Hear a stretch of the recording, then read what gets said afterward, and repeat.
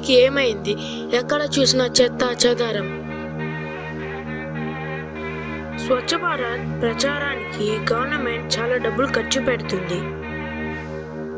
పారిశుద్ధ్య కార్మికులని ఇంటింటికి పంపించి చెత్త కలెక్ట్ చేస్తుంది.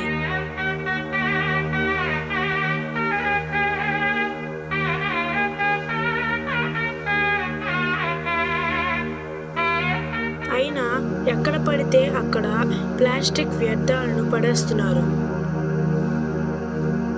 కాలువల్లో కూడా చెత్త వేస్తున్నారు. దీనివల్ల కాలువల్లో నీళ్ళు ఆగిపోయి డ్రైనేజ్ బాగా స్మెల్ వచ్చి అక్కడే మస్కిటోస్ గ్రోత్ అయ్యి దానివల్ల మనకి డిసీజెస్ వస్తున్నాయి. ఒకసారి అతన్ని చూడండి, మనం పడేసిన వ్యర్థాలను తనే చేత్తో తీస్తున్నాడు. అతను కూడా మళ్ళాని మనిషే కదా. మన ఇంటిని శుభ్రంగా చూసుకుందాం, మన ఇంటి పరిసరాలను కూడా శుభ్రంగా చూసుకుందాం. స్వచ్ఛ భారత్ మనందరి లక్ష్యం.